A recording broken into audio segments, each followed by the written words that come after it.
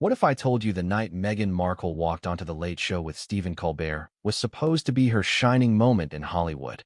But instead, it ended in humiliation so raw, so unforgettable, that even Colbert himself looked like he wanted to disappear behind his desk.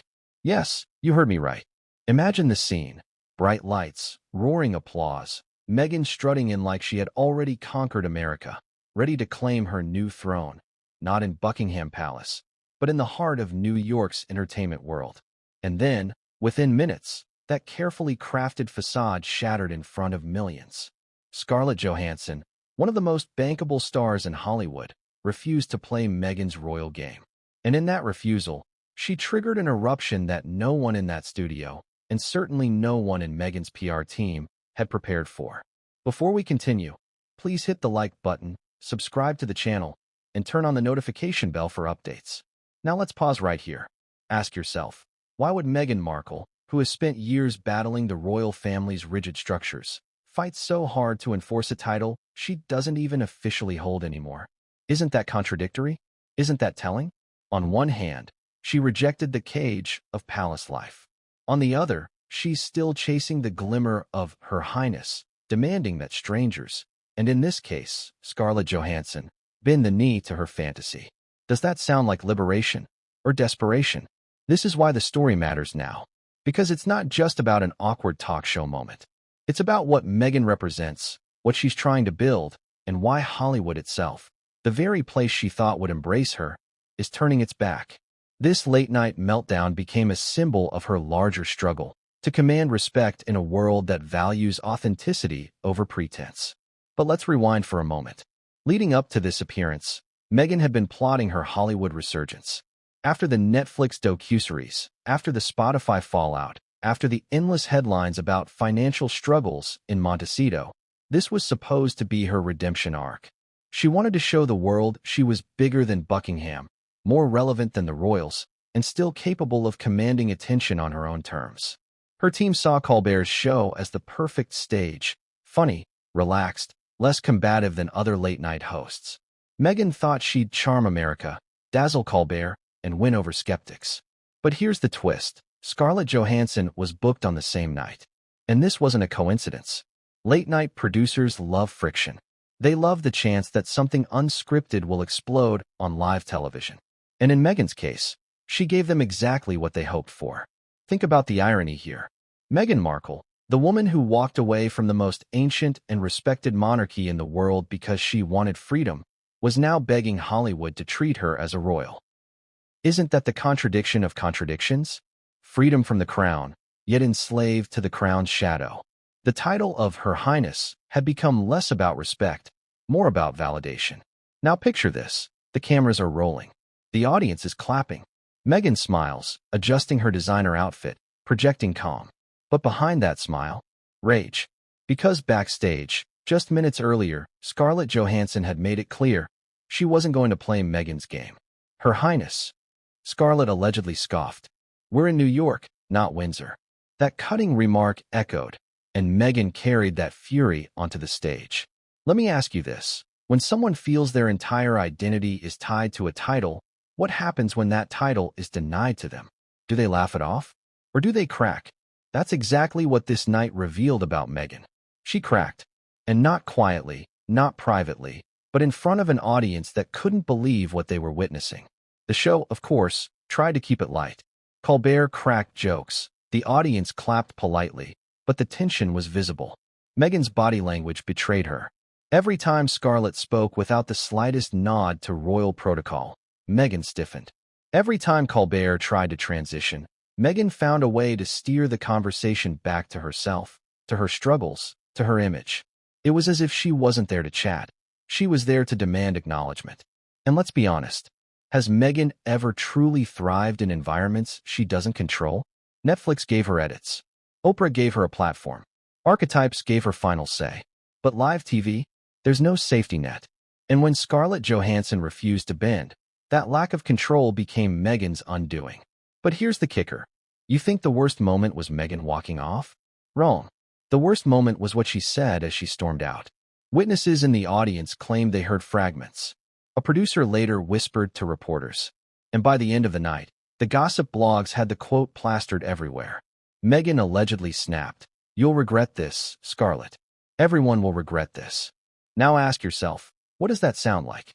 A confident woman defending her dignity? Or a bitter reminder that Meghan sees every slight as an attack, every refusal as betrayal? And here's why you can't dismiss this story as a one-off tantrum. Because within hours of the exit, social media exploded. Clips went viral. Hashtags trended. Memes flooded timelines. Meghan wasn't being hailed as strong. She was being mocked as desperate. And Scarlett? Cool as ice, unbothered, even gaining fans for not indulging the royal fantasy. That's where this story takes us deeper. Meghan thought titles equaled power. Hollywood showed her that authenticity does. And in that clash, she lost more than face. She lost credibility. She lost allies. She may have even lost her last chance to salvage her brand. But let's not get ahead of ourselves. Because while Meghan's furious exit was shocking, what happened behind the scenes, what was whispered in the dressing rooms, what the producers leaked, and how Scarlett responded privately, was far more devastating. And that's where we go next. Because if you think Meghan's storming off was the climax, you're wrong. It was only the beginning. What came out in the hours and days after the show turned a messy TV moment into a full-blown Hollywood scandal. But what came next would change everything, and no one saw it coming. Why would Meghan Markle, an actress turned duchess turned self-declared victim of the monarchy, cling so obsessively to a title she can no longer use? That's the heart of the story, isn't it? On paper, she rejected the trappings of royalty. She told Oprah, she told Netflix, she told Spotify, she wanted freedom. But look closely, and you'll see a very different reality. Freedom, for Meghan, wasn't about leaving the crown behind. It was about creating her own crown, on her own terms, and demanding the world recognize it. So let's dive into this obsession with titles. Let's peel back the layers of why Her Highness matters so much to Meghan, and why this fixation is slowly eating away at her credibility. It all began when Meghan entered the royal family. In 2018, she married Prince Harry and instantly became Her Royal Highness, the Duchess of Sussex. For Meghan, this was the ultimate transformation, from cable TV actress to global figure, rubbing shoulders with heads of state. She wasn't just Meghan anymore. She was HRH Meghan. And in those early months, insiders whispered that she relished the formality. Staffers reportedly recalled her correcting them. "It's Duchess, actually." She'd smile, but it was a pointed reminder. But here's where the irony sets in. That title she adored became the very thing she lost when Harry and Meghan stepped back from royal duties in 2020. Remember the Sandringham Summit? The Queen made it clear, you can't half in, half out. So the HRH styling was suspended. Meghan could no longer insist on Her Highness. That was a bitter pill. For a woman who had fought her way into the most exclusive institution in the world, the title was her badge of success. To lose it was, in her mind, to lose the proof. Now, ask yourself, if you had clawed your way up, reinvented yourself, and finally worn the crown, literally and symbolically, would you give it up quietly? Or would you find ways to keep using it, to remind people who you once were? Meghan chose the second path. In private conversations, in media negotiations, and yes, even on late-night talk shows, she still leans on that title. Her Highness, even when it's no longer hers. And this is where Hollywood comes in. Meghan believed America, unlike Britain, wouldn't care about technicalities. To the average American audience, Her Highness sounded glamorous, exotic, powerful. Why wouldn't Scarlett Johansson, or anyone else, just play along? That's Meghan's reasoning. She thinks if she demands it long enough, people will normalize it. But here's the contradiction. Hollywood respects power, yes, but it doesn't respect desperation. Titles don't matter in Tinseltown. What matters is talent, charisma, and box office draw. And when Meghan insists on being called Her Highness in Hollywood, it doesn't come across as regal. It comes across as needy. Consider the contrast. Princess Diana never clung to her titles. Even after divorce, when she lost her Royal Highness, she was still Princess Diana in the public imagination because she didn't demand respect, she commanded it. Meghan, by comparison, seems to think the title itself will create the respect. But can respect ever be demanded? Or must it be earned? Let's go deeper. Meghan's fixation on titles isn't just about status. It's about insecurity. Think about her journey, growing up in Los Angeles, working odd TV roles, struggling for recognition. Hollywood is brutal. She was never A-list, never front page. The royal wedding was her big break. The crown validated her in a way Hollywood never did. And that validation became addictive. So when the palace stripped the HRH, it wasn't just about formality. It was about taking away the one thing she thought made her untouchable. So what does she do now? She tries to enforce it herself. Behind the scenes, insiders claim Meghan's contracts with speaking agencies often include references to her royal status. She signs off as the Duchess of Sussex. She insists introductions highlight her as royal. Even in casual interactions, she wants the bow, the nod, the acknowledgement. To her, titles are proof she matters. But here's where it gets tragic, because this obsession keeps backfiring. Remember when Meghan complained that Archie wasn't given a title? That wasn't just about protection. It was about legacy, hierarchy, and optics. She wanted her children elevated, so that by extension, she remained elevated. When the palace said no, she spun it as discrimination. But to the outside world, it looked like entitlement. And then came Hollywood. At first, Meghan thought her Duchess status would be an asset. And for a while, it was. She got Netflix deals. She got Spotify deals. She got magazine covers. But over time, the shine faded. The substance wasn't there. And suddenly, being Her Highness wasn't charming, it was grating. Hollywood insiders whispered, "She thinks she's above everyone." That's poison in a town built on collaboration and mutual flattery. Which brings us back to Scarlett Johansson. Scarlett has spent decades in Hollywood, navigating fame, scandals, and sexism. She doesn't need a title to prove her worth. She commands respect because she's earned it. Blockbusters, awards, longevity. So when Meghan tried to pull rank with Her Highness, Scarlett saw right through it. Why bow to a woman whose acting career ended on cable TV when you yourself are one of the highest-paid actresses in the world? This is why Meghan's obsession with titles matters. It doesn't just reveal her insecurity. It explains her clashes with the palace, with the press, with Hollywood. She is addicted to the one thing she can't have anymore: recognition through borrowed power. And when people refuse to play along, she lashes out. But here's where it gets even more fascinating. Meghan isn't alone in this hunger for validation through titles. History is full of ex-royals, ex-aristocrats, ex-leaders who cling to the remnants of power. Napoleon, after exile, still styled himself as emperor. Former queens demanded courtiers. Even celebrities, think of faded stars demanding Oscar winner in every introduction. Meghan's story isn't unique, but it is modern, and it's playing out in real time on television screens and social media feeds. Now here's the million-dollar question for you. Does Meghan truly believe she is Her Highness? Or does she know it's gone, and she's just pretending until someone buys the act? Which one is more dangerous, delusion or deception? Because here's the cliffhanger. Meghan's obsession with titles didn't just create awkward moments. It set the stage for her most humiliating clash yet. And it happened live, when Scarlett Johansson refused to bend. What unfolded next wasn't just a spat between two women. It was a showdown between authenticity and entitlement, between Hollywood royalty and royal fantasy. And when the cameras rolled, the world saw Meghan's obsession collide head-on with Scarlett's refusal. But the moment of truth came not backstage, not in the tabloids, but right there on stage, when Meghan tried to pull rank and Scarlett, cool as ice, shut her down. And that's where we're headed next. Because what Meghan did in those first minutes on Colbert's stage revealed everything, and what Scarlett said in response changed the night forever. But what came next would change everything, and no one saw it coming. Picture the scene: Manhattan's neon skyline glowing outside, the Ed Sullivan Theater buzzing inside.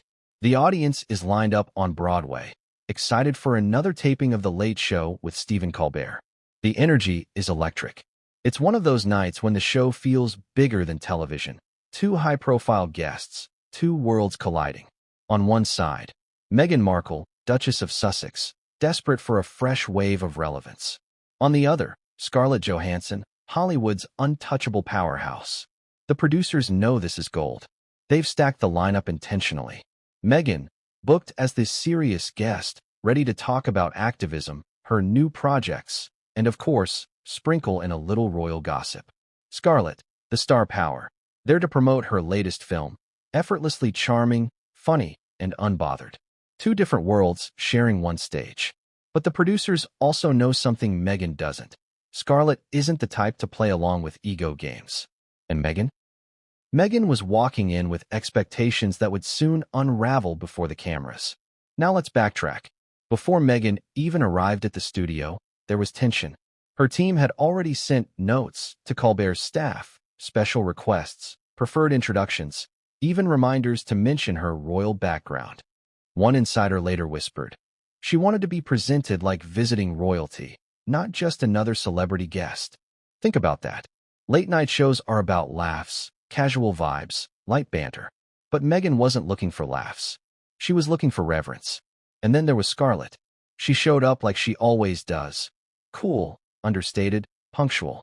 No fuss, no entourage making demands. She joked with the crew, posed for selfies with stagehands, and sat comfortably in her dressing room. A star who knows she doesn't need to prove anything. This contrast alone had people talking backstage. Scarlett's just chill. Meghan's something else, one staffer reportedly muttered. But it got sharper. Minutes before the taping, Meghan entered the green room where Scarlett was waiting. Meghan's entrance? Pure theater. Designer outfit, chin high, entourage trailing her. She greeted Scarlett, but not with warmth, more with expectation. And here's where the whispers started. Meghan allegedly introduced herself by saying, I'm Her Highness, the Duchess of Sussex. Scarlett blinked, smiled politely, and then, with her classic deadpan, replied, We're in New York, right? Not Windsor Castle. Imagine that moment. A casual remark, but sharp enough to pierce Meghan's armor. The assistants in the room froze. Meghan laughed nervously, but the message had landed. Scarlett wasn't buying into the royal fantasy. She was signaling, politely but firmly, don't try that with me. Now, you might ask, why does this green room moment matter? Because it set the tone. Meghan walked into the taping already bruised, already rattled. Her demand for recognition had been swatted away before the cameras even rolled. And when someone like Meghan feels slighted, she doesn't let it go. She carries it, magnifies it, and lets it boil until it explodes. Meanwhile, the producers were thrilled. They sent sparks. Colbert himself was briefed. There's tension between the guests. Play it cool. For a talk show host, this is ratings gold. But for Meghan, it was a trap. She didn't realize that live TV isn't scripted. You can't edit out awkwardness. You can't polish every angle. And with Scarlett in the mix, her control was slipping before she even sat on that couch. And let's not forget the audience. They weren't there for Meghan. Not really. They were there for Colbert's humor, the chance to laugh, to be entertained. Some came for Scarlett, whose career spans blockbusters and indie darlings. Meghan? She was the curiosity guest, the wild card. That's dangerous territory. Audiences can smell inauthenticity. And when someone walks on stage expecting worship instead of laughter, the audience senses it instantly. So let's break this down. Meghan's mindset heading in. Demand recognition, project authority, secure soundbites that reaffirm her royal aura. Scarlett's mindset. Keep it real, promote her movie, don't play games. Colbert's mindset. Juggle the tension, milk the awkwardness, keep it funny. The collision course was set.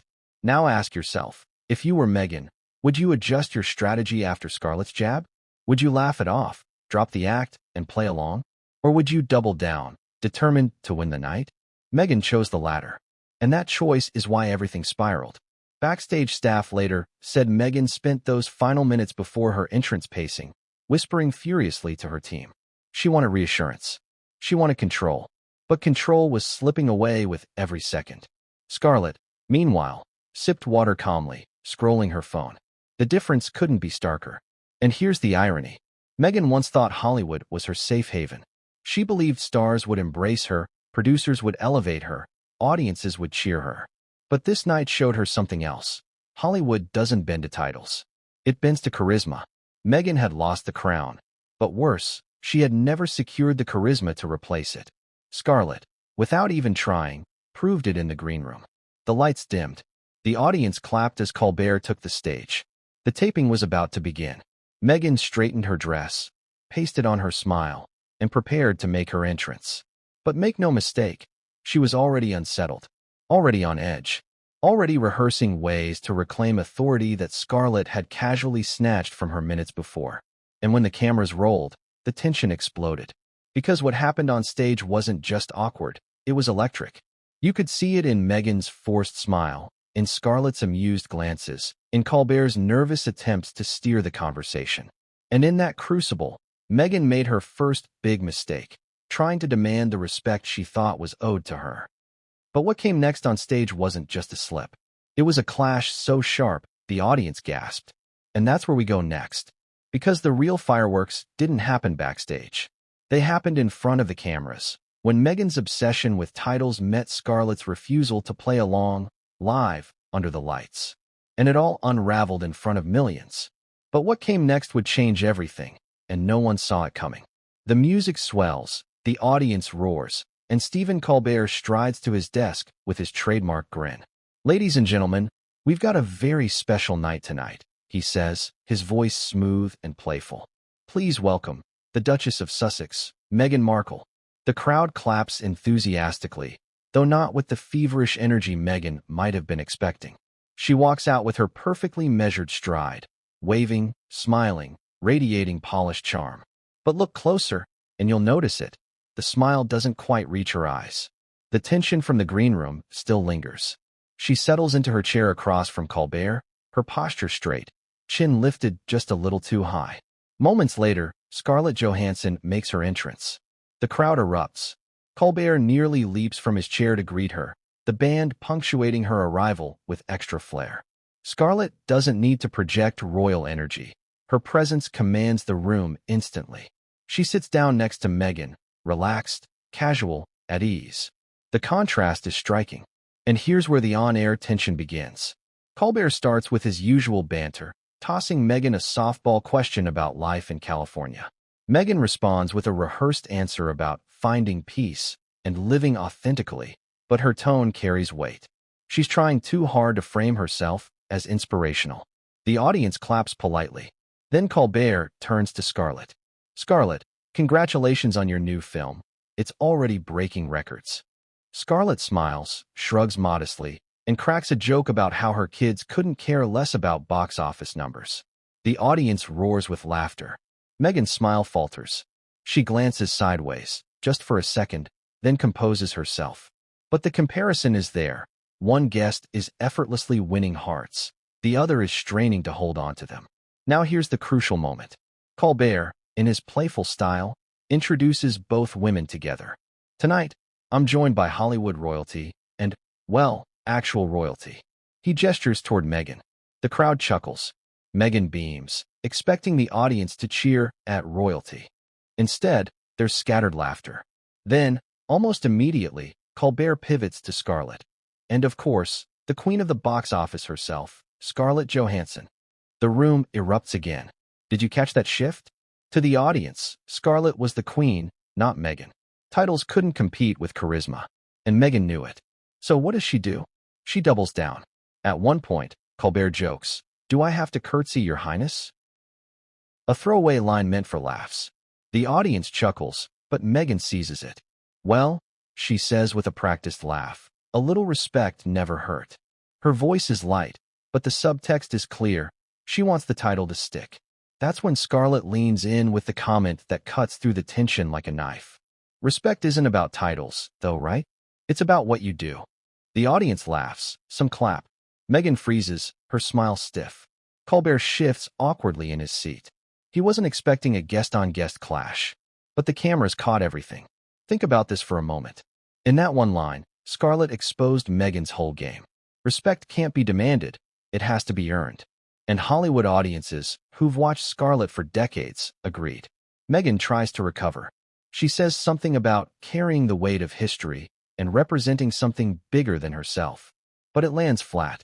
Scarlett counters with another easy joke about being recognized at grocery stores without makeup. The audience roars again. Meghan's polished monologue feels empty next to Scarlett's authenticity. Now, let's pause and ask, have you ever been in a room where two people are competing for attention and one doesn't even have to try while the other exhausts themselves? That's exactly what was happening here. Meghan wanted the audience to see her as larger than life, a figure deserving reverence. Scarlett wanted the audience to laugh, relax, connect. Guess which approach works on late-night TV? The tension was palpable. Colbert, usually the master of steering awkward moments, started looking visibly nervous. He cracked jokes to lighten the mood, but the audience was glued to the subtle duel unfolding before them. And Meghan couldn't let it go. When Colbert turned back to Scarlett to ask about her film, Meghan interjected with a story about meeting world leaders, subtly reminding the audience of her global importance. But Scarlett's reaction was priceless. She smiled politely, then delivered her own story about being mistaken for someone else at Starbucks.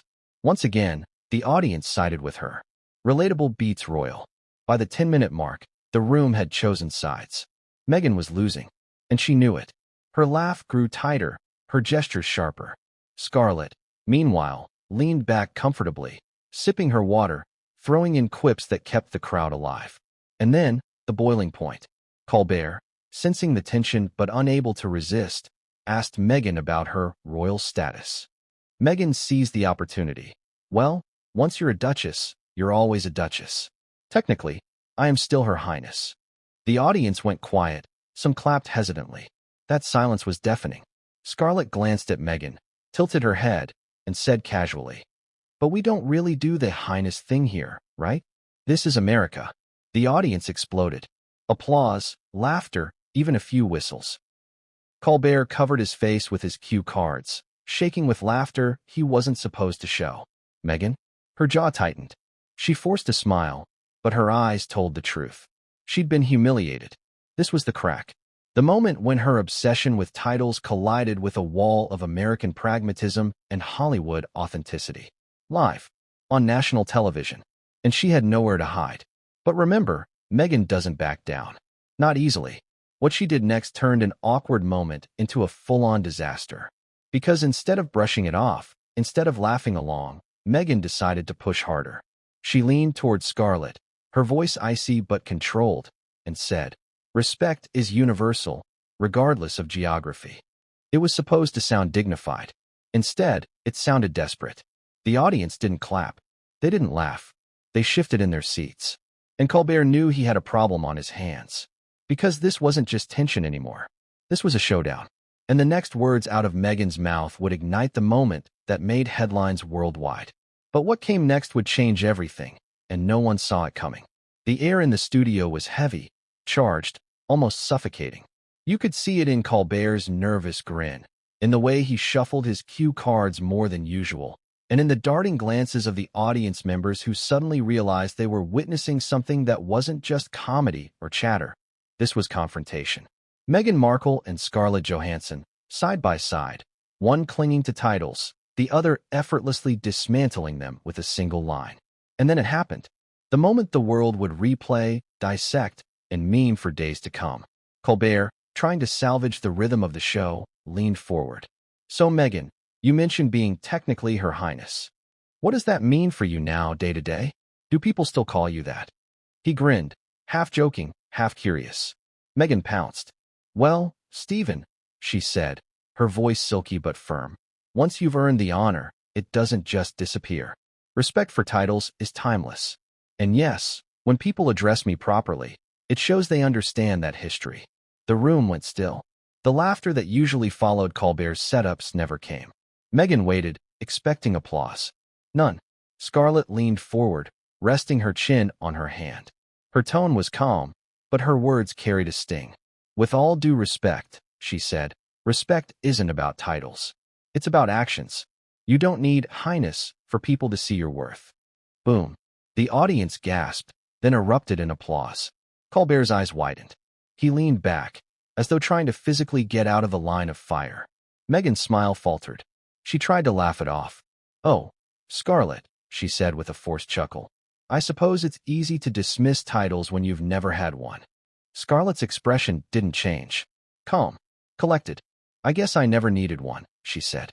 "Hollywood doesn't care about crowns. It cares about talent." The crowd went wild. People clapped, some even whistled. Colbert raised his eyebrows, so high they nearly disappeared into his hairline. He mumbled, "Wow," under his breath, which the microphones picked up. "Let me ask you this. Have you ever seen someone dig themselves into a hole and then keep digging, hoping they'll find daylight? That's exactly what Meghan did. Instead of letting it slide, she doubled down. Well, I think history shows us, Meghan said stiffly, that titles matter. They open doors, they establish order, they demand respect. Scarlett tilted her head, eyes twinkling, as though amused by the spectacle. Then she delivered the line that sealed the moment. Respect isn't demanded. It's earned. And sometimes, trying to demand it just makes people give you less. The audience erupted again. Laughter, applause, gasps. It was chaos. Meghan sat frozen, her cheeks flushing, her smile plastered in place like porcelain. Colbert shuffled his papers frantically, blurting out, Okay, let's move on before we all end up bowing to each other. The audience laughed, but Meghan's face stayed rigid. And then, here's the part that turned the clash from awkward to legendary. Meghan leaned in, breaking the host-guest rhythm entirely. She looked directly at Scarlett, ignoring Colbert, ignoring the audience, and said in a low but audible tone, You don't understand what it means to carry history. You'll never understand. The audience gasped. Scarlett didn't flinch. She leaned back in her chair, crossed her legs, and smiled faintly. You're right, she said softly. Because I don't need history to define me. The theater exploded. Applause thundered, laughter broke out, and a chant of Scarlett. Scarlett even rippled through the back rows. Colbert, ever the professional, tried to redirect, but it was too late. The damage was done. Meghan had walked into a duel she couldn't win, and Scarlett had sliced her down with elegance, poise, and authenticity. Let's pause here. What was Meghan thinking? Did she believe invoking history would elevate her? Did she think audiences, especially American audiences, would side with hierarchy over humility? If so, she miscalculated gravely. Because the very people she was trying to impress, Hollywood elites, mainstream viewers, don't value titles the way British society does. They value relatability. And in that clash, Scarlett embodied relatability while Meghan clung to a crumbling pedestal. But the real turning point wasn't just the words exchanged. It was Meghan's reaction. Viewers at home noticed it instantly. Her jaw clenched. Her hands fidgeted with her dress. Her eyes darted away, then snapped back, sharp and unblinking. She wasn't just flustered. She was furious. And fury doesn't play well on late-night TV. Colbert sensed it. He tried to pull the segment back with a silly skit, something about royalty versus Hollywood coffee. Scarlett played along, laughing, making the audience giggle. Meghan, though, barely cracked a smile. The contrast was painful. And then came the final blow. As the segment wrapped, Colbert said jokingly, Well, I guess I won't be calling either of you Her Highness tonight. The audience laughed. Scarlett chuckled. Meghan didn't. She leaned toward Colbert and muttered into her mic, Maybe you should. Awkward silence. Gasps. Nervous laughter. Colbert's eyes darted to the camera, his smile frozen. The show cut to commercial. But the moment had been broadcast. Millions had seen it. And Meghan's desperate grasp for a title had become the punchline of her own appearance. Yet what happened during that commercial break, off camera, behind the curtains, was even more explosive. Meghan's simmering anger boiled over. Staffers would later whisper about the words she spat, the threats she made, and the storm that shook the green room walls. Because the clash on stage wasn't the end. It was just the spark. The real eruption was about to happen backstage. But what came next would change everything, and no one saw it coming. The cameras cut to commercial. The band played its jazzy interlude. The audience buzzed in their seats, whispering, replaying the exchange in their minds. Colbert shuffled his papers, wiping invisible sweat from his forehead. Scarlett leaned back casually, sipping her water like nothing had happened. And Meghan Markle? She sat rigid, her jaw tight, her fingers gripping the armrest of her chair like claws. The second the red light on the camera went off, Meghan snapped. You shouldn't have allowed that, she hissed at Colbert, her mic still hot enough for a few in the front rows to catch. You let her mock me. Colbert froze, his practiced smile plastered on his face, but his eyes said it all. This is going to be a nightmare. Scarlett glanced over, calm as ever, a faint smirk playing on her lips. She didn't say a word. She didn't need to. Her silence screamed confidence. And then, without warning, Meghan stood up. The crew was still moving props, the floor manager giving countdown signals, but Meghan rose abruptly, towering over Colbert's desk. The audience gasped. Was this part of the show? Was it a bit? No. This was raw. This was real. I will not be disrespected like this, Meghan declared, her voice sharp enough to cut through the music. The audience fell silent. Even the band's saxophone trailed off awkwardly. Colbert tried to calm her. Meghan, please, just sit. We're about to come back. But she was already gathering her notes, her water glass clinking as she set it down too hard. She tugged at her microphone wire, ripping it off with a snap. This is beneath me, she muttered, loud enough for half the studio to hear. The audience didn't know how to react. Some gasped, some laughed nervously, some even clapped, thinking maybe this was the bold, unscripted TV moment they came to witness. But Meghan's face wasn't acting. It was blazing red with fury. Scarlett finally spoke, her tone soft but cutting. It's just a talk show, Meghan. The audience erupted in laughter, unable to resist. That was the dagger. Meghan whipped around, eyes blazing at Scarlett, but the actress didn't flinch. She simply adjusted her skirt and smiled at the crowd, as if she'd already won the night. That was it. Meghan lost it. She stormed toward the wings, her heels clicking furiously against the stage floor. This is unacceptable. Absolutely unacceptable, she barked as she shoved past crew members. A boom mic operator nearly dropped his equipment trying to get out of her way. Colbert looked like he wanted to sink under his desk. We'll be right back, folks, he stammered, and the show cut to another commercial break earlier than planned. But the damage was done. Meghan Markle, Duchess of Sussex, had just walked off the Late Show mid-taping. And backstage, it only got worse. According to whispers later leaked by staffers, Meghan's meltdown echoed through the hallways. She slammed doors, berated assistants, and snapped at producers. You allowed this humiliation. You will all regret this. Her voice carried so loud that audience members sitting near the exits claimed they could hear the shouting from their seats. One producer tried to calm her down, reminding her the cameras were still rolling outside. Meghan shot back, I don't care. Let the world see. They'll know I was treated like a common guest. That line hit like a thunderclap. A common guest. In those 3 words, she revealed everything. She didn't want to be treated like every other celebrity. She wanted more. She wanted deference. She wanted reverence. She wanted her Highness. Meanwhile, Scarlett remained in her seat, cool as ice. Colbert returned, visibly rattled, and filled the segment with jokes and quick-fire questions to Scarlett, who carried the rest of the show with her wit and ease. The contrast couldn't be starker. One woman storming off in fury, the other holding court without effort. And the audience? They were hooked.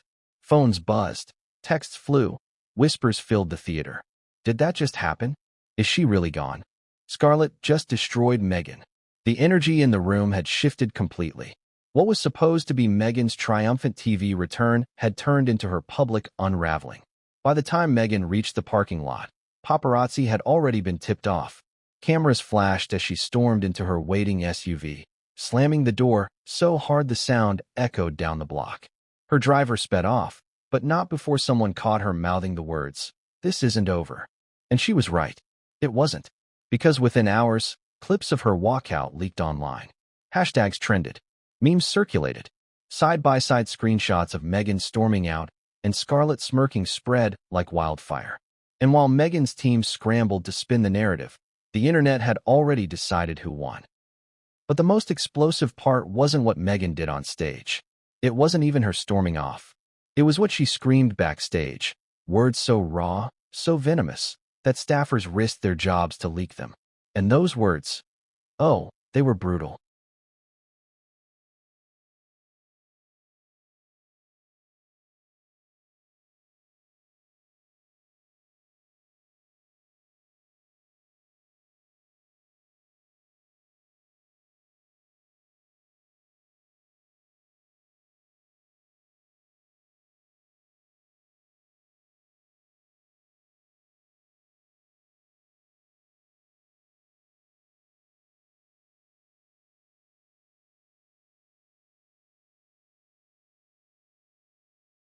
But what came next would change everything, and no one saw it coming.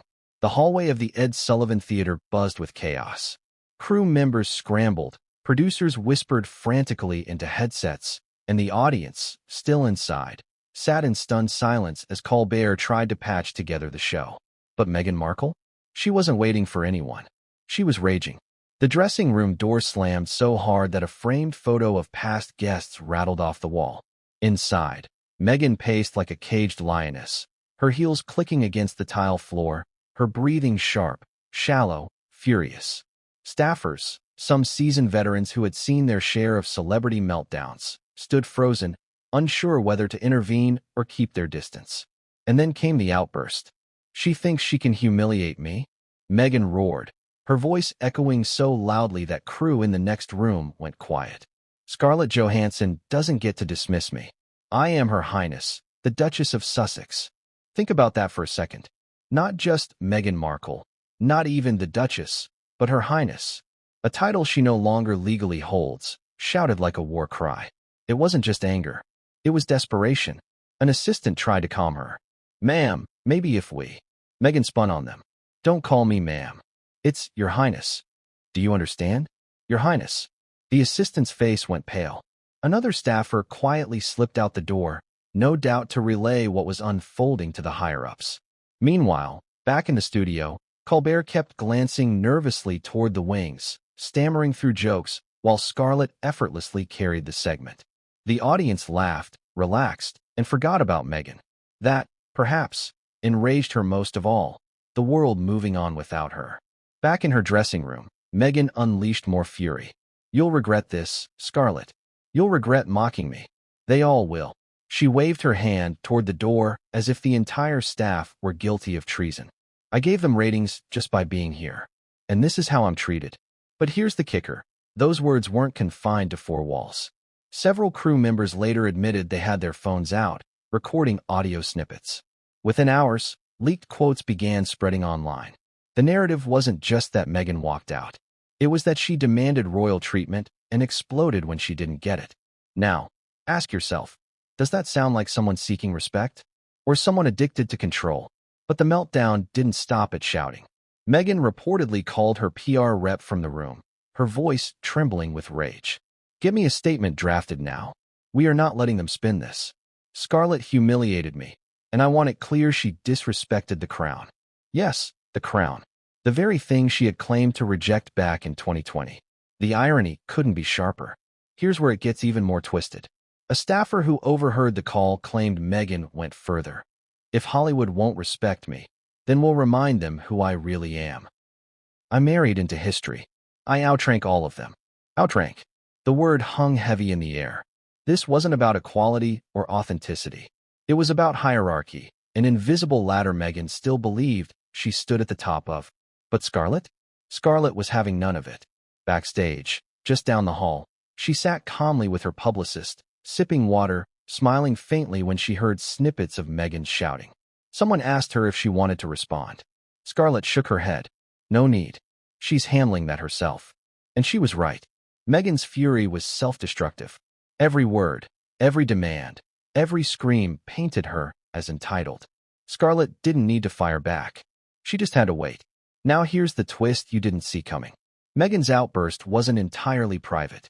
A stagehand, caught in the crossfire, whispered to a reporter hours later that Meghan had threatened more than reputations.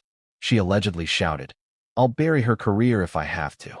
I'll make sure Hollywood never forgets who they're dealing with." Think about the audacity of that. Meghan Markle, whose Hollywood career consisted of Suits and a handful of minor roles, threatening to bury Scarlett Johansson, one of the most bankable actresses of all time. It would be laughable if it weren't so revealing. The irony? By the time Meghan's SUV screeched away from the theater, the damage was already irreparable. Staffers were texting, gossip blogs were circling, and Scarlett had become the night's quiet victor without lifting a finger. But the real dagger wasn't Scarlett's silence. It was her response. Because when asked about Meghan's meltdown later that night, Scarlett delivered a line so cold, so cutting, that it cemented the narrative permanently. And that's where this story turns from a talk show clash into a full-blown Hollywood scandal. Because Scarlett Johansson, who had kept her cool all night, finally spoke. And what she said about Meghan Markle left the entire industry stunned. But what came next would change everything, and no one saw it coming. Hollywood is a small town with a loud mouth.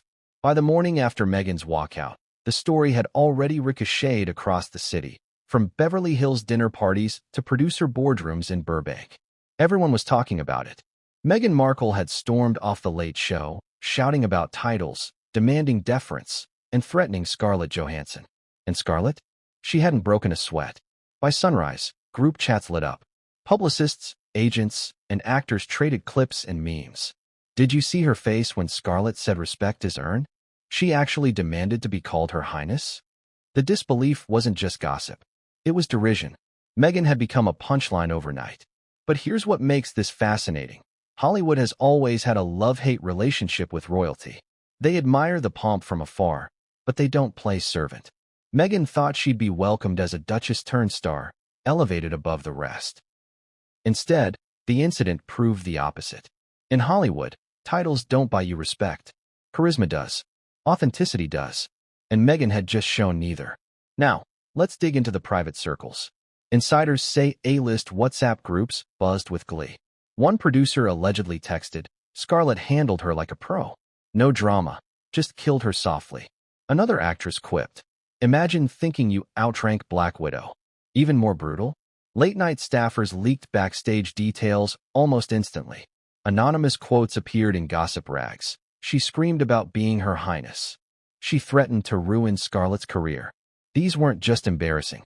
They painted Meghan as entitled, delusional, and dangerous to work with. And the memes. Oh, the memes. Social media had a field day. Split-screen edits showed Meghan storming out next to Scarlett's calm smirk. Captions read, "Her Highness versus Hollywood royalty." Another viral one. Meghan in a crown photoshopped next to Scarlett holding an Oscar with the tagline, "One's real, one's rented." Within hours, #NotYourHighness trended worldwide. But Hollywood isn't just about laughs. It's about power. And Meghan's meltdown had serious consequences behind closed doors. Streaming executives, already lukewarm after the Spotify fiasco, saw her as a liability. "She's unpredictable," one insider said. "You don't put someone like that live in front of millions." Meetings that had once been tentative about new projects suddenly cooled. Calls went unanswered. Even Meghan's supposed allies were silent. Oprah? Nothing. Tyler Perry? Quiet. Jessica Mulroney? Nowhere to be found. The silence spoke volumes. In Hollywood, silence is abandonment. No one wanted to be associated with the implosion. Meanwhile, Scarlett's reputation soared. Industry chatter framed her as a class act. She hadn't raised her voice. She hadn't humiliated Meghan deliberately. She had simply refused to play the game. And that refusal struck a chord. "Scarlett just did what we've all wanted to do," one director reportedly said. She called out the act without saying much at all. Let's pause here. What does this reveal? Meghan thought her title made her untouchable. But Hollywood operates on a different currency: star power, work ethic, and charm. By clinging to a crown she no longer held, she proved she didn't understand the rules of the game. And worse, she disrespected the culture of authenticity that Hollywood pretends to value. The ripple effects didn't stop there. Tabloids ran with it. Headlines screamed, "Meghan walks out in fury. Scarlett shuts down Duchess." Hollywood sides with Johansson. Daytime talk shows replayed the clip endlessly. Commentators dissected Meghan's tone, her words, her exit. And each replay cemented the narrative further. Meghan had embarrassed herself. Even late-night competitors joined the fun. Jimmy Kimmel joked, "Scarlett Johansson doesn't call her Her Highness. You know what she calls her? Next." The audience roared. Meghan wasn't just in the news cycle. She was the punchline of the week. And here's the devastating part. Meghan had gone on The Late Show to reset her image, to win back credibility, to show the world she was more than a disgruntled ex-royal. Instead, she had torched her brand. In one night, she went from Duchess of Sussex to diva of late night. Ask yourself, can someone recover from that in Hollywood? Maybe, but only if they own it, laugh at themselves, lean into the joke. Meghan? She did the opposite. Her team scrambled to release statements, to spin the narrative, to paint her as the victim. They claimed Scarlett undermined her, that Colbert set her up, that the audience misunderstood.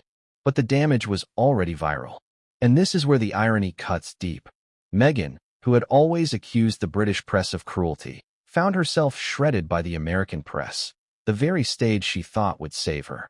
She escaped the tabloids of London only to face the gossip rags of Los Angeles and New York. Different accents. Same verdict. But if you think the Hollywood backlash was the end of the story, you're wrong. Because Meghan, desperate to regain control, wasn't going to take humiliation lying down. She thought she still had allies. She thought she could rally support. She thought someone, anyone, would come to her defense.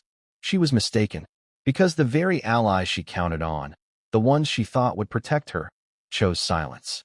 Or worse, they quietly turned away. And Meghan was about to learn that even in Hollywood, loyalty has limits. But what came next would change everything, and no one saw it coming. The silence was deafening. Meghan Markle had always believed that when things went wrong, someone in Hollywood would rush to defend her. After all, hadn't Oprah given her the most watched interview of the decade? Didn't Tyler Perry open his mansion to her and Harry when they fled the UK? Weren't her connections proof that she was now part of Hollywood's inner circle? But this time, no one came to her rescue. After her fiery walkout from The Late Show, Meghan's team worked overtime. Phone calls were made. Emails fired off. Her PR firm tried to rally supportive statements from friends and allies, asking them to tweet, to post, to balance the narrative. But the responses were chillingly uniform. Silence. Polite excuses. Vague promises to monitor the situation. In other words, no one was sticking their neck out. Jessica Mulroney, once her closest ally, stayed mute. Not a single post, not a single comment. Hollywood insiders whispered that Jessica had grown tired of Meghan's drama years ago and wasn't about to attach herself to yet another scandal. Oprah? Silent. When reporters asked her team for comment, they were told, no statement at this time.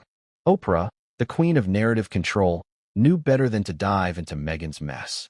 She'd already played her hand with the bombshell interview in 2021. Why risk her own reputation now for someone who was quickly becoming toxic? Tyler Perry? Nothing. Not a peep. And this cut Meghan most deeply. Tyler had once been her lifeline, the man who gave her shelter, support, and credibility when she was at her lowest. But Hollywood is transactional. Tyler had done his part. And now, with Meghan's reputation sinking, he had little to gain by defending her. Even Serena Williams, who had once proudly called Meghan her friend, stayed out of the firestorm.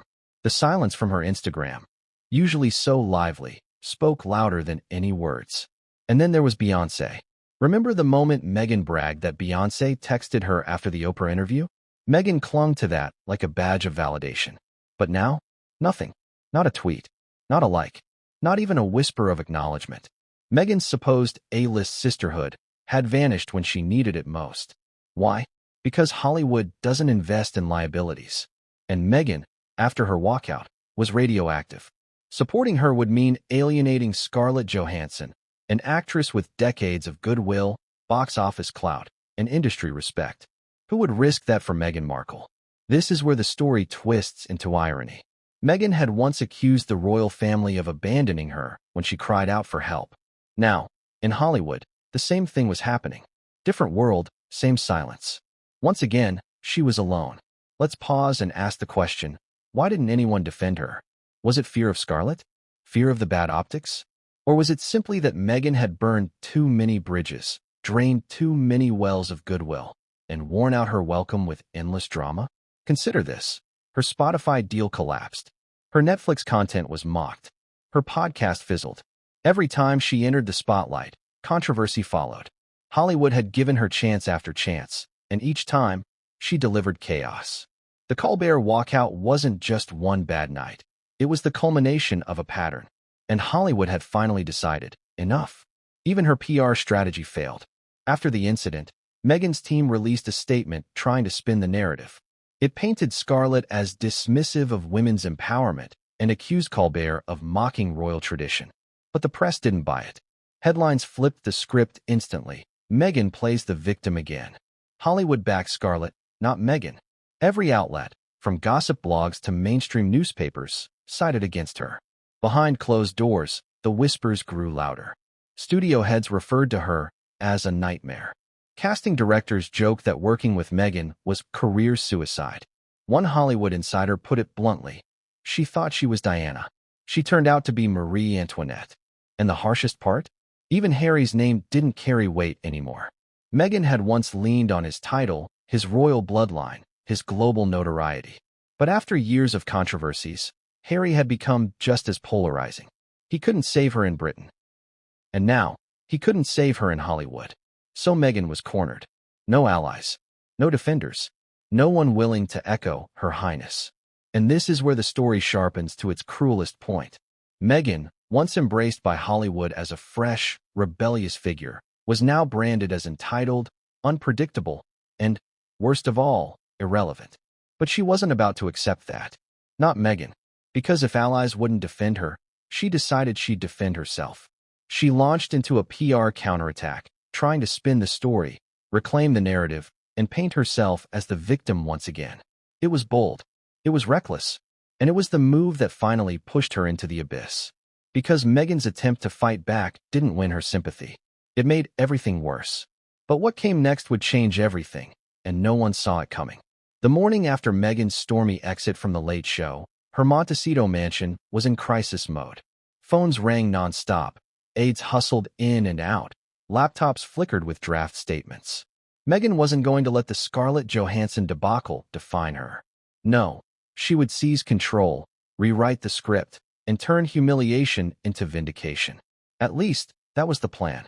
Draft me something strong, she barked at her PR team. This isn't just about me. This is about women being silenced, mocked, and belittled. Scarlett attacked me as a woman, as a mother, as a royal. Frame it that way. Make people furious on my behalf. Her team scrambled, trying to weave her fury into a narrative of empowerment. The draft press release painted Meghan as the victim of Hollywood elitism and accused Scarlett of undermining women who have broken barriers. It also took a swipe at Colbert, alleging he allowed a female guest to be disrespected in his presence. On paper, it sounded fierce. In reality, it was a gamble, and one that backfired spectacularly, because the public didn't buy it. The statement hit inboxes at dawn. By mid-morning, it was everywhere. But instead of sympathy, Meghan received mockery. Headlines skewered her. Markle plays the victim again. Her Highness spins a new sob story. Social media erupted with memes of Scarlett holding a crown over Meghan's head with captions like, "Respect is earned, not demanded." One viral tweet summed up the mood. Imagine trying to cancel Scarlett Johansson for refusing to curtsy on Colbert. Meghan's lost the plot. And here's the irony. Meghan had hoped to rally Hollywood's feminist circles. She thought hashtags like #StandWithMeghan would trend, that outspoken celebrities would amplify her message. Instead, the opposite happened.